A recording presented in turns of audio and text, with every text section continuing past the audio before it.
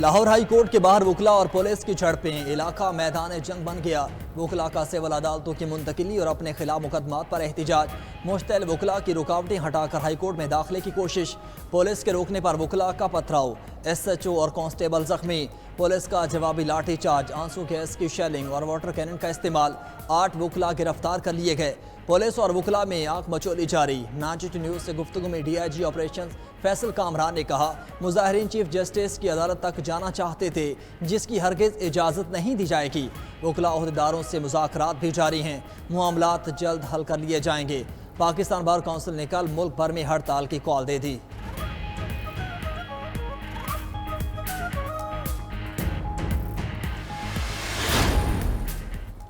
Chief justice Lahore high court کا special courts میں ججز کی تعیناتی نہ ہونے پر اظہار ناراضگی، وفاقی اور صوبائی حکومت سے ججز تعینات نہ کرنے کی وجوہات طلب کر لیں۔ جج تعیناتی نہ ہونے سے کیس دوسری عدالت منتقلی کی درخواست پر سماعت میں کہا، دسمبر 2023 سے انسداد دہشت گردی عدالت میں جج تعینات نہیں، حکومت کو سمری لکھ کر تھک چکے ہیں، کوئی جواب نہیں آ رہا، عدالتی احکامات کی کوئی عزت نہیں، وزیر اعلیٰ کو بلوا کر ان سے پوچھ لیتے ہیں، آپ کی مرضی کا جج لگے تو ٹھیک ورنہ عدالتیں خالی ہی رہیں گی۔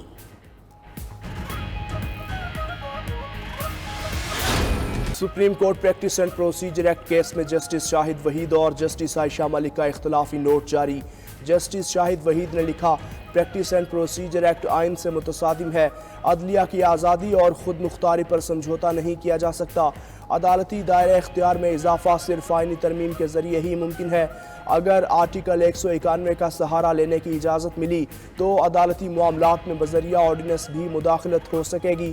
جسٹس عائشہ ملک نے اپنے نوٹ میں لکھا، آرٹیکل 184(3) میں اپیل کا حق دینے کے لیے آئینی ترمیم ضروری ہے، سادہ قانون سازی کے ذریعے اپیل کا حق نہیں دیا جا سکتا، سپریم کورٹ رولز میں ترمیم فل کورٹ ہی کر سکتی ہے، فل کورٹ کی تشکیل سے کسی فریق کا اپیل کا حق ختم نہیں کیا جا سکتا۔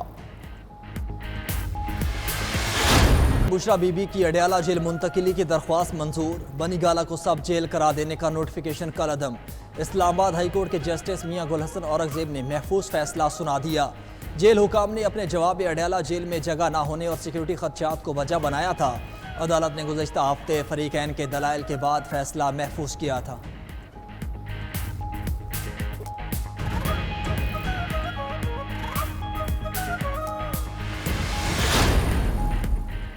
حکومت کے لیے نئی مشکل، آئی پی پیز کو ادائیگیوں کا بوجھ 1800 ارب روپے تک پہنچ گیا۔ آئی پی پیز کا وزارت توانائی اور وزارت خزانہ کو ادائیگیوں کے لیے دباؤ، رقم جاری کرنے اور فیوڈ سپلائی بہتر کرنے کا مطالبہ کر دیا۔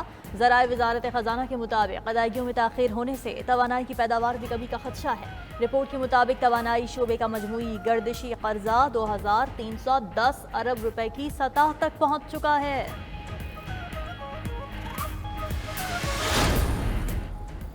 سمگلرز اور ذخیرہ اندوز ہو جائیں تیار، پنجاب حکومت کا صوبے بھر میں گرینڈ آپریشن شروع ہو گیا۔ لاہور ڈائریکٹوریٹ صنعت نے تمام ڈپٹی کمشنرز کو مراسلہ بھیج دیا، ابتدائی طور پر 40 کے قریب افراد کی فہرست بھیجی گئی، ذخیرہ اندوزی میں ملوث ہونے پر ان کے سٹورز سیل ہوں گے۔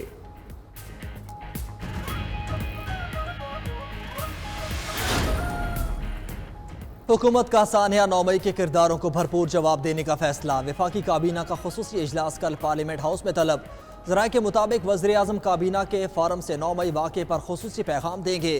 9 مئی کو سیاہ دن قرار دیا جائے گا۔ وفاقی حکومت کا 9 مئی پر شہداء کو خراج عقیدت پیش کرنے کا فیصلہ، کل جناح کنونشن سینٹر اسلام آباد میں خصوصی تقریب شیڈیول، وزیر اعظم شہباز شریف شریک ہوں گے، آرمی چیف اور عسکری قیادت کی شرکت کا بھی امکان۔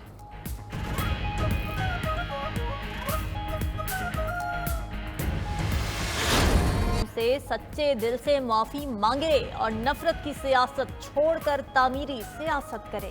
D G I S P R major general Ahmed Sharif Chaudhry کی پریس بریفنگ، کہا 9 مئی کرنے اور کروانے والوں کو سزا دینا پڑے گی، سزا نہ دی گئی تو ملک کا نقصان ہوگا، نظام انصاف پر سوال اٹھے گا۔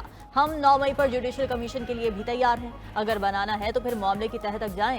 ترجمان پاک فوج نے واضح کیا کہ ہم کسی خاص سیاسی سوچ کو آگے لے کر نہیں بڑھتے، الیکشن میں فوج کی مداخلت کا کوئی ثبوت ہے تو آئینی فورمز پر رکھیں۔ پاک فوج نے سعودی عرب پر رجیم چینج کا الزام بھی افسوسناک قرار دیا۔ پاکستان میں کسی سیاسی جماعت پر کوئی پوزیشن نہیں رکھتے. ڈونلڈ بلوم اور عمر ایوب کی ملاقات میں پاک امریکہ تعلقات پر بات ہوئی. ترجمان امریکی محکمہ خارجہ میتھیو ملر کی وضاحت. بولے ملاقات میں معاشی اصلاحات، انسانی حقوق اور علاقائی سلامتی کے امور بھی زیر بحث آئے. ایک سوال پر میتھیو ملر نے کہا پاکستان سمیت دنیا بھر میں ہر شخص اور قیدی بنیادی انسانی حقوق اور تحفظ کا حقدار ہے.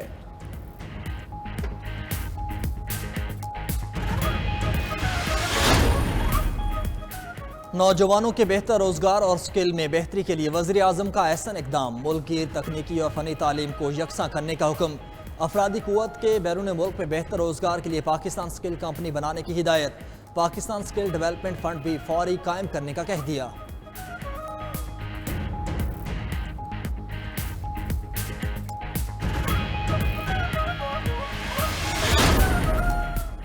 لاہور میں نان بائیوں کو 20 کلو آٹے کا تھیلا 1700 روپے میں ملے گا. نان بائی ایسوسی ایشن نے ضلعی انتظامیہ سے مذاکرات کامیاب ہونے پر آج ہڑتال نہ کرنے کا اعلان کر دیا. شہر میں روٹی 16 اور نان 20 روپے میں ہی فروخت کیا جائے گا. ادھر اسلام آباد میں نان روٹی کی قیمت کا نیا نوٹیفیکیشن بھی عدالت میں چیلنج. اسلام آباد ہائی کورٹ نے ڈپٹی کمشنر ایڈوکیٹ جنرل کو ذاتی حیثیت میں طلب کر لیا.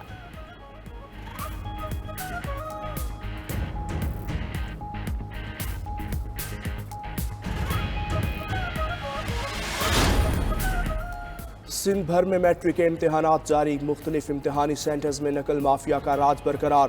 سکھر، نواب شاہ اور دیگر بورڈ کا پرچہ وقت سے پہلے آؤٹ.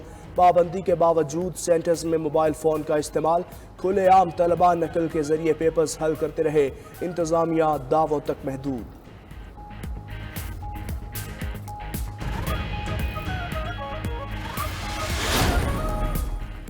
نائب وزیر اعظم اسحاق ڈار سے ازبکستان کے وزیر خارجہ بختیار سیدوف کی ملاقات. دو طرفہ تعلقات، تجارت، سرمایہ کاری کے فروغ کے لیے تعاون بڑھانے پر تبادلہ خیال.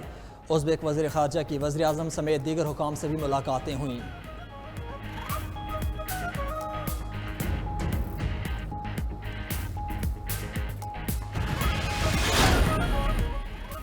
وفاقی وزیر داخلہ محسن نقوی کا نارتھ فرنٹیئر کور بلوچستان کے ہیڈ کوارٹرز کا دورہ. یادگار شہداء پر حاضری، شہداء کی قربانیوں کو خراج عقیدت پیش کیا. کہا بلوچستان کی پائیدار ترقی کا تعلق پائیدار امن سے جڑا ہوا ہے. فرنٹیئر کور نارتھ کے افسران اور جوانوں کی پیشہ ورانہ مہارت اور بہادری پر ناز ہے. سورج کا پارا ہے، گرمی نے شہریوں کو جھلسا دیا. لاہور سمیت پنجاب بھر میں درجہ حرارت تیز. سورج کی تپش بڑھنے پر ٹوپی، اینک اور رومال کی مانگ میں بھی اضافہ ہو گیا. محکمہ موسمیات کے مطابق گرمی کی لہر اگلے 2 روز برقرار رہے گی. 11 مئی سے بارشوں کا سلسلہ ملک میں داخل ہوگا.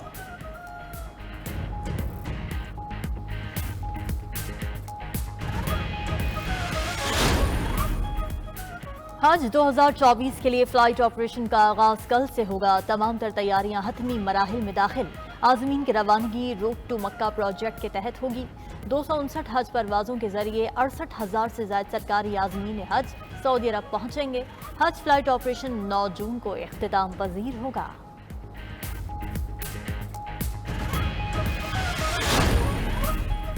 پاکستان کا پہلا سیٹلائٹ مشن IQ-Q کامیابی سے چاند کے مدار میں داخل. چین کے خلائی شٹل نے چاند کے قریب رکنے کا طریقہ کار انجام دیا. اب قمری کشش شکل خلائی شٹل کو چاند کے گرد مستحکم مدار میں لے جا سکتی ہے.